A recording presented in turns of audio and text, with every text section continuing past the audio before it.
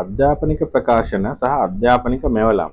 ඒ කියන්නේ ප්‍රශ්න පත්‍ර, පොත් වගේ ලංකාවේ පාසල් දරුවන්ට අවශ්‍ය ප්‍රකාශයට පත් කරන ආයතනයක් විදිහට ඔයගොල්ලන්ගේ ආයතනයේ අලෙවිය වැඩි කරගන්න පුළුවන් අලුත් ක්‍රමයක් ගැන තමයි අපි හඳුන්වා දෙන්න යන්නේ. ඉතින් අපේ ආයතනය ගැන කිව්වොත් අපි කරන්නේ අධ්‍යාපනික මෙවලම් නැවත අලෙවි කරන එක. ඉතින් ඔයගොල්ලන්ගේ ආයතනයටත් පුළුවන් අපේ ආයතනයත් එක්ක සම්බන්ධ වෙලා ඔයගොල්ලන්ගේ අලෙවිය දැනට වඩා වැඩි කරගන්න. ඉතින් අපි දැන් කියලා දෙන්නම් අපේ ආයතනයෙන් වෙන්නේ මොන වගේ වැඩක්ද කියලා. අපේ ආයතනය යුනික් ග්ලෝබල් ප්‍රයිවට් ලිමිටඩ්. දැනට අපි ලංකාවේ ප්‍රධාන ප්‍රකාශකයෝ හැමෝත් එක්කම වගේ වැඩ කරනවා. ප්‍රධාන ප්‍රකාශකයෝ 10ක් 12ක් විතර එක්ක අපි දැනට අපේ අලෙවි කටයුතු කරගෙන යනවා. ඉතින් මෙහෙමයි අපේ ආයතනයේ අලෙවි කටයුතු වෙන්නේ. හිතන්නකෝ ඔයගොල්ලන්ගේ ආයතනයේ තියෙනවා ප්‍රකාශන. අපි උදාහරණයක් විදිහට ගමුකෝ පාවසර දරුවන්ට තියෙන ශිෂ්‍යත්ව ප්‍රශ්න පත්‍ර සෙට් එකක් කියලා.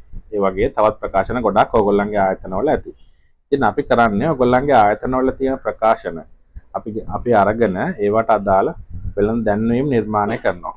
මේ නිර්මාණය කරන වෙළඳ දැන්වීම් අපි විසින්ම ගෙවීමක් සහිත සහ ගෙවීම නොකරන සමාජ මාධ්‍ය වල පළ කරලා අන්තර්ජාලයේ පළ කරලා ඒ අදාළ ප්‍රකාශන වලට ඇනවුම් ලබා ගන්නවා. ඔක තමයි අපේ ආයතනයෙන් කියන පළවෙනි පියවර. මේ ඇනවුම් ලබා ගන්න ඔබගේ අදාළ ප්‍රකාශනයේ සඳහන් මිලටමයි. උදාහරණයක් අපි අර ගත්ත පහවසර ශිෂ්‍යත්ව පේපර් සෙට් එක රුපියල් 900යි කියලා හිතමුකෝ ඔබගේ සඳහන් මිල. අපි ඒ මිලටම තමයි අපේ ඇනවුම් ලබා ගන්නෙත්. ඉතින් මේ ලැබෙන ඇනවුම් වලටින් ඔයගොල්ලන්ට තියෙන වාසිය තමයි අපි ඔයගොල්ලන්ගෙන් මේ ඇනවුම් සියල්ලම මුලදී මිලදී ගන්න කෑෂ් වලට, ක්‍රෙඩිට් වලට යන්නේ නැහැ.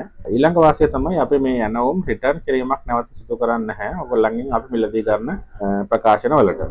ලංකාවේ ගොඩාක් ප්‍රකාශකයෝ මේ නැවත අලෙවි කිරීමට දුන්නහම රීසෙලර්ස් වලට දුන්නහම මේ රිටර්න් බාර ගැනීමක් කරනවා. සමහරව කරන්නේ නැහැ. නමුත් බහුතරයක් කරනවා.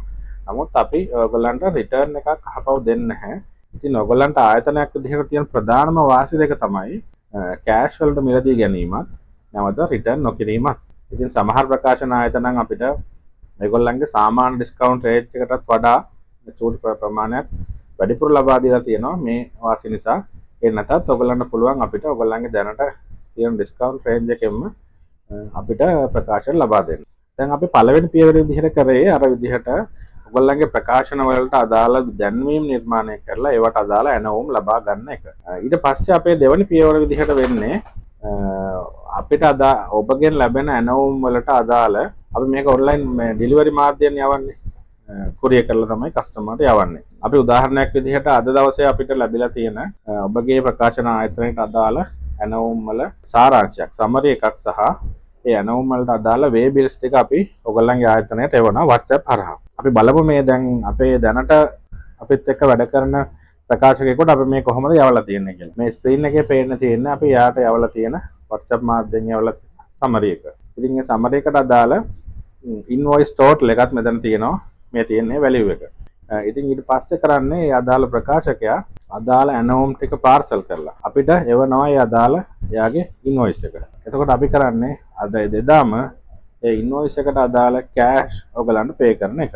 එතකොට අපි අදාළ ඉන්වොයිස් එකට අදාළ මුදල ඔයගලන්ට ගෙවුවට පස්සේ ඔයගලන්ට තියෙන්නේ අදාළ පාර්සල් ටික පැක් කරලා අපි එවන වේ බිල්ස් ටික අදාළ පාර්සල් අලවලා තියලා තියන්න. ඉතින් අපේ කුරියර් ආයතනයේ ඔයගලන්ගේ ශාඛාවට ආසන්නයේ තියෙන බ්‍රාන්ච් එකෙන් ඇවිල්ලා ඔයගලන්ගේ පාර්සල් ටික කලෙක්ට් කරනවා. ඒතර මේක දිනපතා වෙනවා. ඔයගලන්ට එතකොට ඒ පාර්සල් වල නැවත රිටර්න් වීමක් අහපව සම්බන්ධ වෙන්නේ නැහැ. ඉතින් මේක තමයි අපේ ක්‍රියාවලිය වෙන්නේ. ඉතින් මේකෙන් ඔයගලන්ට ඇත්තටම ඔයගලන්ගේ අලවිය සැලකිය යුතු මට්ටමකින් වැඩි කරගන්න පුළුවන්. සහ ඔයගලන්ට කිසිම රිස්ක් එකකුත් නැහැ. මොකද අපි ඔයගලන්ගෙන් කෑෂ් දීලා ඔයගලන්ගේ ප්‍රකාශන වලට අදාළ මිලටම ඒවා මිලදී ගන්න නිසා. ඉතින් ඔයගලන්ගේ පැත්තෙන් අපිට සහයෝගයක් වෙන්න ඕන. මේ ඇනවුම් ඊටාම හොඳින් මෙන්න මේ අපි පෙන්ලා තියෙන විදිහට පැක් කරගන්න ඕන. නැත්නම් කස්ටමර් යවනකොට මේ කුරියර් එකේදී ඩැමේජ් වෙනවා.